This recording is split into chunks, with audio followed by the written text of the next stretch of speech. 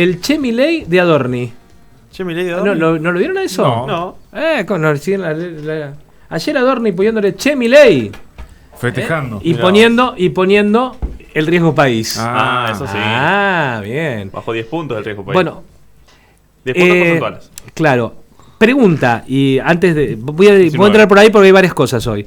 Pregunta, ¿el riesgo país entonces estuvo inflado? ¿Se infló en esta vorágine que no sabíamos cuánto se cerraba el fondo y que, digamos, el dólar fue por otro lado? ¿Eso tuvo que ver? ¿Fue más una inflada que lo que...? No sé si le podemos decir inflada, pero el riesgo país tiene que ver con la credibilidad que tiene el resto del mundo, los accionistas, sobre Argentina, si yo voy a pagar o no voy a pagar la deuda que tengo. Bien. Y ahora que, sumado todo el superávit fiscal y todo el ajuste que se hizo... El desembolso que ya estaba firmado. El desembolso, exactamente, una vez que entraron realmente los dólares y que vieron que el dólar empezó a estabilizarse, en el medio sería de la banda, porque la banda que se impuso el viernes fue entre 1.000 y 1.400. Ahora el dólar está a 1.230, 1.239 el dólar blue. Hay que ir viendo cómo se ajustan, ¿no? Bueno, ahí tenemos... Pero sí, al ver que se está estabilizando el dólar, que entraron los 12.000 millones del Fondo Monetario y que se prevé que ingresen 9.000 millones más, no solamente el fondo, sino de otros organismos internacionales, obviamente hay mayor confianza en el gobierno. Bien, ahora para el común, para los mortales comunes que somos nosotros de la calle, que vamos a comprar, recién Guille decías que Unilever levantó casi un 10%, un 9% los precios, que sin dudas eso se va a trasladar a góndola. Bien, el dólar, de lo que el gobierno pensaba, subió y está en la mitad. ¿Hemos devaluado nuestra moneda entonces? En términos técnicos, la moneda se depreció. O sea, la suba de la moneda fue sola. ¿Y cuál es la diferencia entre depreciar y devaluar? Es una palabra que se deprecia. La moneda se deprecia sola por el libre mercado. Pero es un sinónimo. Devaluar es una devaluación de tipo de cambio, es decir, yo lo elijo que pase de tal valor a tal valor. Esa es la diferencia que hacen el gobierno para decir yo no devalué. Pero es una devaluación implícita. Hay una dicotomía, hay como una pelea discursiva sobre la definición de inflación, porque en algunos cercanos al gobierno decían, lo que vos decías, inflación es cuando se deprecia la moneda. Que aumenten los precios no es inflación per se.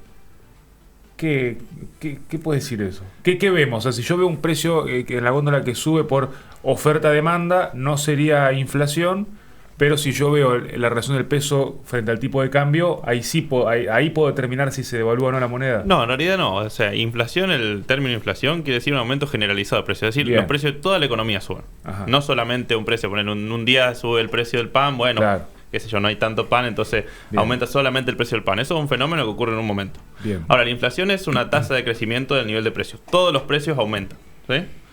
Puede haber alguna mínima baja, pero en general todos aumentan. Entonces, vos decís, tenemos una tasa de inflación. ¿Qué pasó, por ejemplo, en marzo, que salió el 3,7 de inflación el viernes pasado? Que se estuvo como tapando un poco, si bien es un número alto, porque tiene que ver con el aumento de la carne y además con la especulación sobre el acuerdo con el fondo y el esquema cambiario. Antes del viernes, antes del viernes salió la inflación de marzo, lo que pasó el mes anterior.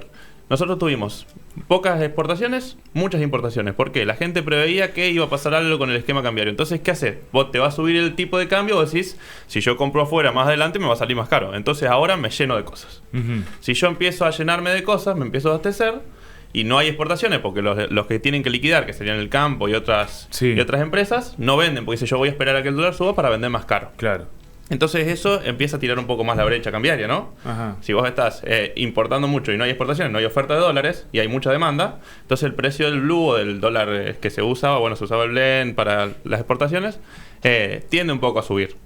Eso también arrastra el nivel de precios y por eso dicen que hay una inflación del 3,7 en marzo. Ajá. Que se estuvo tapando, no le dieron bolilla y acá esto demuestra que la inflación sin emisión monetaria no es solamente un fenómeno monetario. La inflación es un fenómeno, puede ser por varios motivos. Claro. Es en esencia monetaria, pero tiene muchas puede ocurrir por otras cosas también, no solamente por un aumento de la emisión monetaria. Y ahí tengo una duda de hasta que este gobierno dejó de emitir, lo que se decía es, la emisión genera inflación por aumentar la base monetaria sin respaldo en moneda dura o en la moneda de referencia como puede ser el dólar ahora. Este aumento de la inflación creo yo, por expectativas y por lo que vos decías de las importaciones, puede ser que encuentre un freno al no haber emisión monetaria? ¿O igualmente se puede descontrolar el proceso inflacionario aún sin emisión?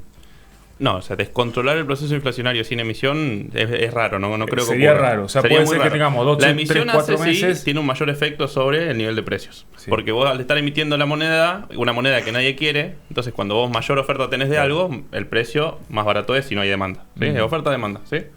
Entonces, al no haber emisión, no hay mayor oferta de pesos, pero todo este tipo especulativo que hubo estos días aportó para la sube de precios.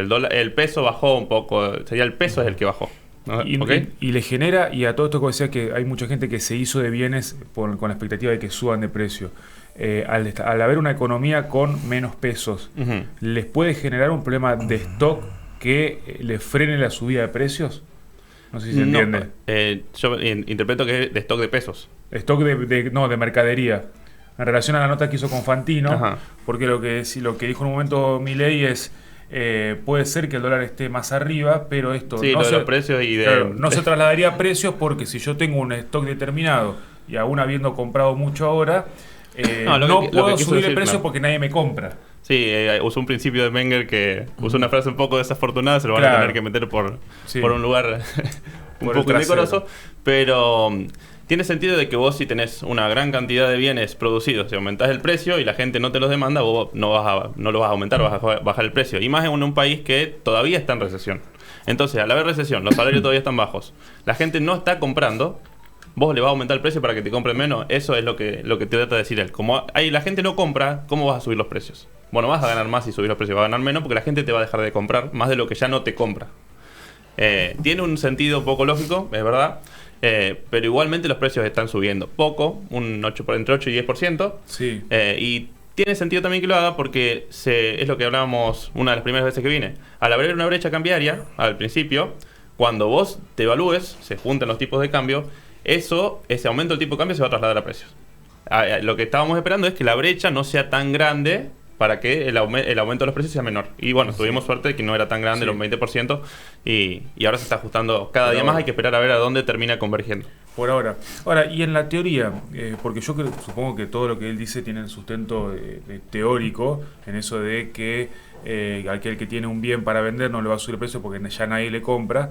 Sí, es más lógico que otra cosa. Pero en la... Libre mercado. Claro. En la puja... claro, pero en la puja de quedarse con ese ingreso de la población por parte de quienes venden bienes y servicios, ¿no tiene mayor fuerza quienes venden, por ejemplo, alimentos, combustibles, servicios energéticos, que son los costos que vos no podés eludir porque tenés que comer, tenés que cargar nafta, tenés que pagar la luz, en detrimento de aquel que vende un bien que vos podés prescindir? Ejemplo, ropa, restaurantes, viene de algún bien suntuoso. Sí, te entiendo. Ponele los que venden bicicleta contra los que venden alimentos. El súper te va a aumentar igual, porque vos vas a comer. Ahora, el que tiene un negocio de ropa, aún con el aumento de sus costos fijos, encuentra un techo para poder hacer rentable su negocio. Sí, exactamente. Ahí viene todo el juego de costos que dice Milei. Vos tenés que bajar los costos, no vas a poder más subir precios. Vos tenés que jugarte por vender mayor cantidad a precio bajo y disminuir un poco tus costos. Que ahí sería la diferencia de ganancias. Es o ganás o menos. Sí. Pero arreglate, vendelo y ganás o menos. No hagas responsable a la gente. Y acá viene otra gran cosa que me parece que es sumamente importante, que una de las cuestiones de estabilización de mercado tiene que ver con el no estoqueo. Sí, ahora bueno, se estuvieron estoqueando últimamente por el tema de la especulación, pero sí. Digamos, hoy para ser rentable algo no pasa por el stock, pasa por la rotación. Sí, pasa por el volumen. Claro, exactamente. Yo vendo más, gano más, tengo más ingresos. Bueno, los costos fijos. Bueno, hay costos. Es una lógica de mercado, digamos. Exactamente, sí. Pero eso, Guille y Bauti, me parece que es interesante porque es salir de la matriz de la especulación.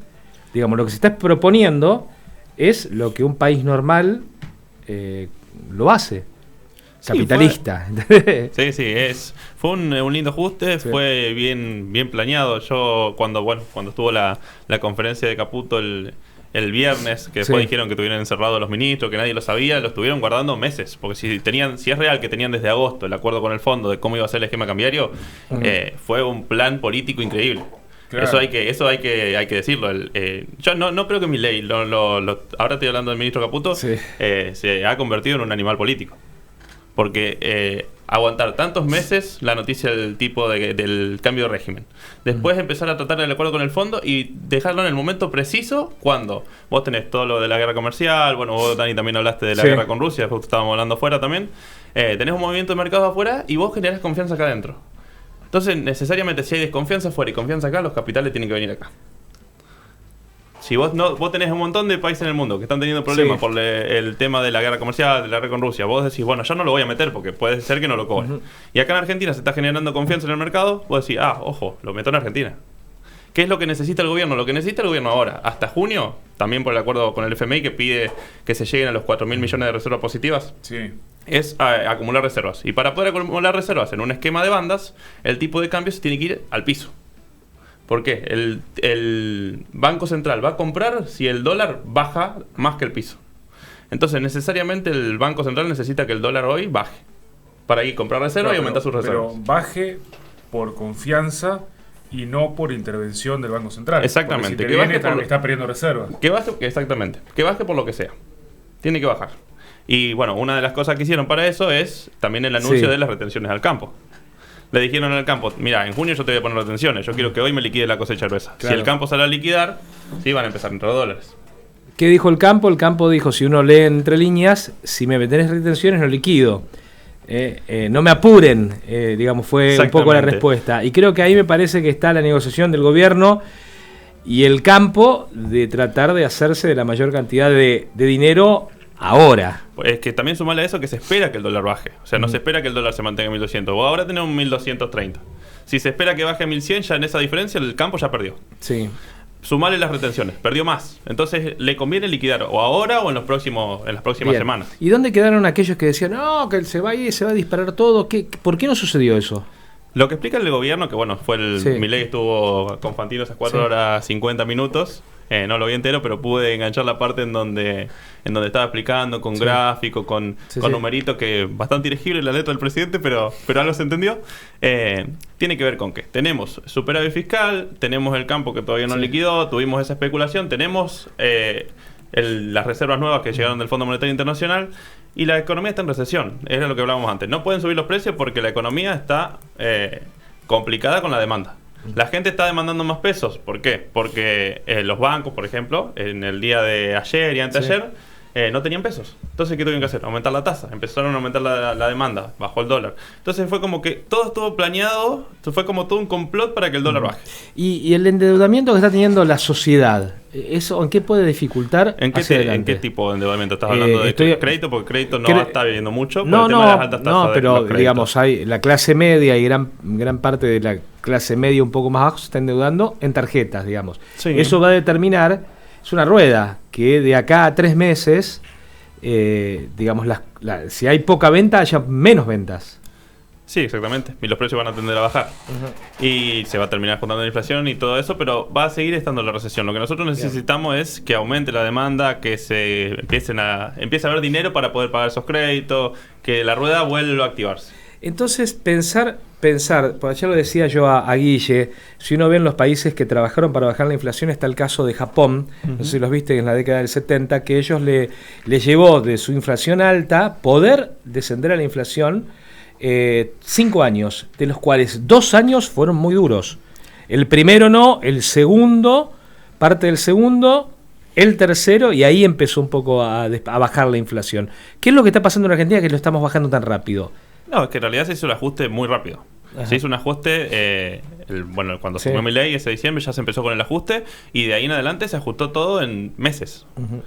Vos podés elegir o una política de shock o una política un poco más relajada donde vas ajustando de a poco. Digamos, el ahorro que hicimos, porque no hicimos ruta, porque no hicimos puente, porque no hicimos... Ese ahorro fue muy grande. Todo. Ese ahorro fue muy grande, le sumamos, bajaron como 15 puntos del déficit fiscal, generaron un superávit fiscal, generaron un aumento de las reservas con este acuerdo con el Fondo Monetario, pararon la economía, empezaron a liberar restricciones para que los diferentes sectores estén calmados, porque eso también es importante. Se sacaron las restricciones para calmar al campo en un momento donde estaban generando problemas. Ahora que el gobierno tiene fuerza, dice ahora yo tengo el poder, yo voy a hacer lo que yo quiero. Bien. Llegó el momento de que el gobierno se ponga la gorra otra vez, contra el campo en este caso, y empiece a aumentar sus reservas. yo creo que la política que se hizo en el cambio de régimen era necesaria, es lo que hablamos no la última vez que vine, o la anterior me parece, que yo dije es necesario un cambio de régimen, porque no podemos seguir con el tipo de cambio del 1%. Había 3 determinantes para liberar el cepo, que eran lo que decía, el tema del superávit fiscal, el tema de recapitalizar el Banco Central y el tema de la convergencia entre la tasa de inflación y la tasa de crecimiento del tipo de cambio. Esa no se logró, porque vos venías al 1%, el otro subía al 2% y esta última vez fue el 3,7%. Pero las otras 2 se lograron y se espera que de ahora en adelante la inflación suba, por los próximos meses va a subir, pero más adelante la idea sería que baje. El ancla del gobierno, nos enteramos que ya no es más la inflación, que nunca fue la inflación, sino que el ancla del gobierno es el superávit fiscal. Claro. Bien. Y me queda la última. Sin cepo no hay inversiones, decían hasta hace un tiempo. ¿Quién decía hasta hace un tiempo? Con cepo no hay inversiones. Ajá. Con cepo no hay inversiones porque las empresas nadie le asegura que puedan generar dividendos y retirar esos dólares para llevar a sus casas matrices, que es lo que le pasa a muchos grandes emprendimientos en Argentina, que quizá no pueden sacar los dólares billetes, entonces compran maquinaria, por ejemplo. Pero ahora, en un régimen... Sí, bueno, acá dentro maquinaria no... O sea, la productividad argentina está bastante estancada desde hace muchos años. Claro, pero digo, por ejemplo, una petrolera que tiene una casa matriz en otro país, esos dividendos le está costando retirarlos porque Argentina no tiene dólares. Estaba leyendo otro día algunos casos que podía pasar. Pero ante el argumento de que con cepo no hay inversión, sin cepo habría, justamente por la libertad que tendría esta empresa de poder disponer de su dinero como quiera. Con bandas flotantes. No como quiera. Se agregó una restricción ahora, que tiene que ver con que si vos venís a invertir acá en Argentina, vos por 6 meses no podés retirar capitales. Ajá, ahí va. ¿Eso para qué es? Para generar confianza y no especulación. Porque yo vengo, digo, bueno, lo meto ahora y venimos todos nosotros y empezamos a poner plata acá. Y cuando se pasa algo malo nos lo llevamos. Claro. Es una burbuja financiera, una burbuja especulativa de capital. Vos necesitas que la gente venga acá, lo deje, genere acá adentro y si pasa algo, abstenete a las consecuencias. Pero la banda flotante le daría más seguridad jurídica a ese capital que está ingresando. La banda flotante te da que el tipo de cambio se ajuste mal de mercado. Es mejor que sin cepo, que con cepo. Claro, es otra cosa totalmente distinta. O sea, vos podés seguir teniendo el cepo de $200 con la banda flotante, no hay ningún problema. O sea, sí, hay problema, pero en términos de que podés tenerlo, eso voy. Lo que se hace acá es liberar el tipo de cambio que fluctúa entre bandas, y si vos querés restringir la demanda, le pones un cepo. No pueden comprar por 200, listo. El dólar, como no hay demanda, se va a mantener. Bien. Acá lo que se hizo fue liberar las dos cosas. Liberás el cepo y liberás el dólar. ¿Sí? Son dos cosas diferentes. Perfecto. Y se cree que va a estar en los valores que está y bajar. Sí, exactamente, se tiene que va a bajar y lo que se espera hay y la perspectiva, por último, la perspectiva de diciembre, ¿cuál sería? ¿A fin de año? Ajá, a 6 meses. Mira, el presidente estuvo hablando de un dólar a 900 pesos. No a diciembre, sino antes. Que es medio raro que todavía ellos esperaban que ahora se vaya directo al piso y quedó como en el medio. ¿Y de inflación qué dijo? Y de la inflación no habló mucho. Dijo eso de que los precios no van a poder subir porque los productos van a quedar ahí estancados. Hay que ver qué pasa con el pasar de los días. Bauti, gracias por informarnos un poco de cosas que no entendemos demasiado. Me quedé con, antes de irme, me quedé con Guille la vez pasada que me dijo, ¿y esto alguna vez alguien lo dijo? ¿Alguien en algún lugar se hizo? No sé, todavía no encontré ningún lugar que se haya hecho tan así, pero alguien que lo dijo una vez acá en Argentina fue en el año 2014, 2013-2014, fue un economista muy conocido que es Tomás Bulat, no sé si lo recuerdan, dijo exactamente el mismo proyecto que se aplicó acá. Nosotros primero tenemos que generar un superávit fiscal, después tenemos que hacer tal cosa y después recién ahí podemos liberar el cepo, y fue exactamente lo que hicimos acá, así que un precedente importante. Es un anuncio 2014 con Cristina. Él no llegó a ver el gobierno ni de Macri ni de Alberto. Un tipo interesante. Bueno, hoy el hijo tiene mucha actividad y que creo que siguió los pasos del padre. Exactamente. ¿Sabés quién tenía un programa muy similar? El economista griego. ¿Cómo se llama? Varoufakis. Exacto. Sí, Varoufakis pasa que él se enfrentó al fondo y rompieron con el fondo en su momento. Es un proceso interesante también el de Grecia, que salió justamente del yugo del fondo, al cual nosotros ahora estamos con un convenio, un acuerdo nuevo. Bueno, apertura, dale. Presenta a Ricardo Porta, Alcoso.